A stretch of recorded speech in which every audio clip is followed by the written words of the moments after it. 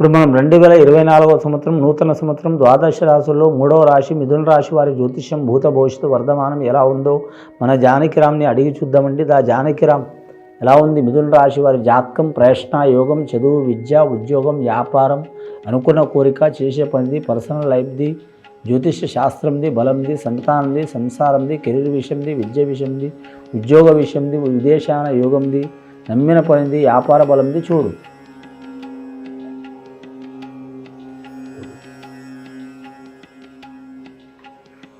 వారికి వచ్చిండ్రు షిరిడి సాయిబాబా వచ్చిండండి, వనదేవతలు సమ్మక్క సారక్క వచ్చినండి.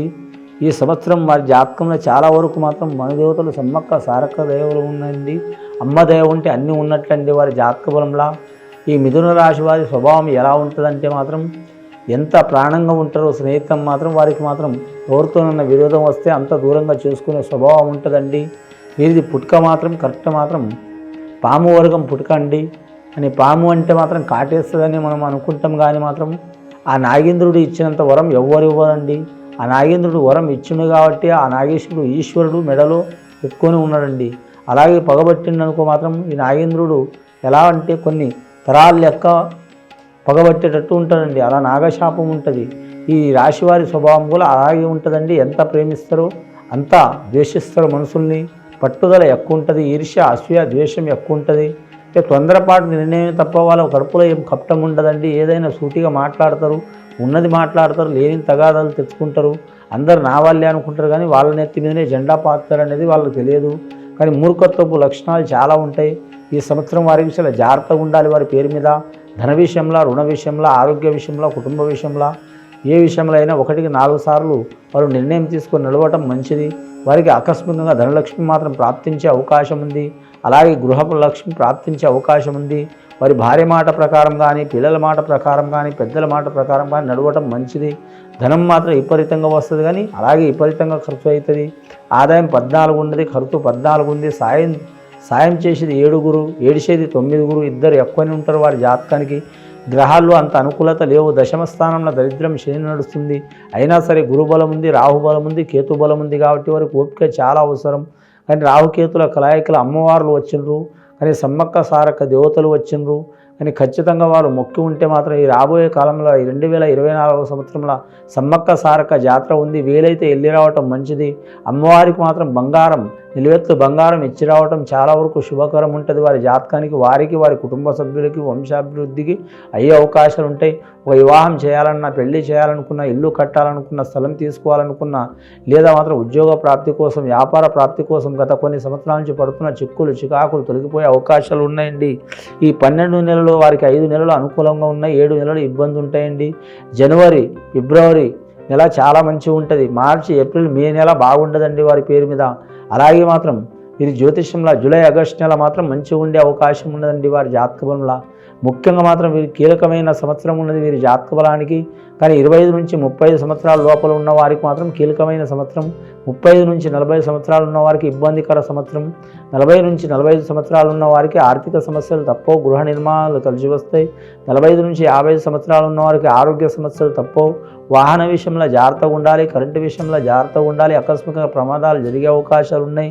వీరికి రుణానుబంధం, రూపేణ గంధం తప్పదండి. అంటే రుణం తీయటం కానీ, ఇవ్వడం కానీ, తీసుకోవడం కానీ, దమనత కావడం కానీ, మధ్యవర్తి కావడం కానీ, మొండి బకాయిలు పడటం కానీ, గవర్నమెంట్ పరంగా, ప్రైవేటు పరంగా తప్పకుండా ఉంటూనే ఉంటాయండి.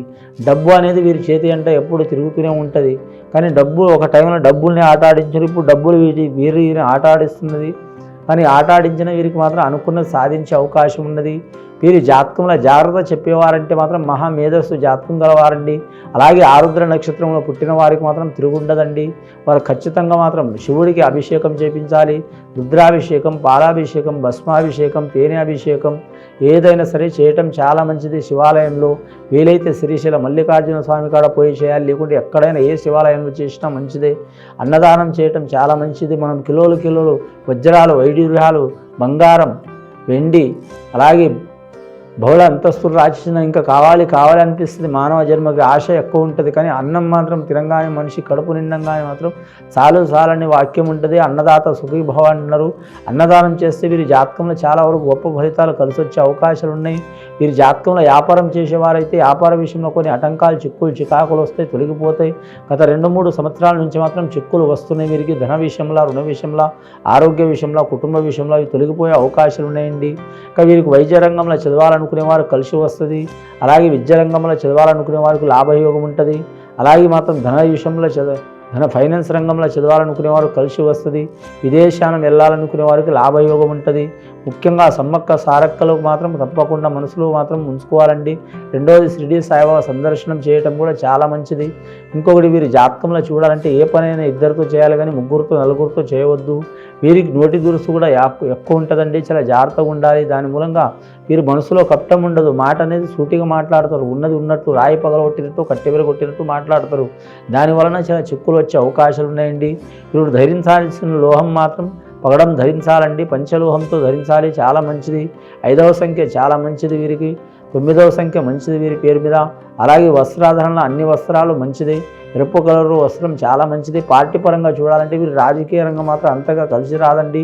కాకపోతే రాజయోగంలో పుట్టిన వారికి కలిసి వస్తుంది, కానీ మాత్రం ఏరే రకమైతే కలిసి రాదు. ఆరుద్ర నక్షత్రం వారు మాత్రం ఖచ్చితంగా శివుడికి పూజ చేయాలండి. అనుకూల పని జయమయ్యే అవకాశం ఉంది. పెద్దల పేరు నిలబెట్టే అవకాశం ఉంటుంది. వీరి జాతకంలో మాత్రం చిక్కరు దొరకరు, ఒకరికి అర్థం కారు, ఎప్పుడు ఎలా ఉంటారు ఎవరికి తెలియదండి. వీరి పేరు మీద చేయి లక్ష్మి కళ చేయి ఉంటుంది. సామాన్యంగా డబ్బులు ఖర్చు పెడితే విపరీతంగా ఖర్చు పెడతారు. వీరికి మాత్రం రిస్క్ తీసుకునే అలవాటు ఎక్కువ ఉంటుంది.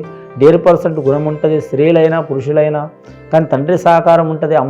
అబ్బాయిలైతే మాత్రం తల్లి ప్రేమ అధికం ఉంటుంది. సోదరులతో సహకారం ఉంటుంది. అన్నదమ్ములతో సహకారం ఉంటుంది. అలాగే విరోధ భావం ఉంటుంది. కానీ భూమి కావచ్చు, స్థలం కావచ్చు, వ్యవసాయ భూమి కావచ్చు, పెద్దలు కట్టిన ఇల్లు కావచ్చు, స్థలం కావచ్చు, దాని గురించి చిక్కులు, చికాకు, రుణ చిక్కులు వచ్చే అవకాశాలు ఉన్నాయండి.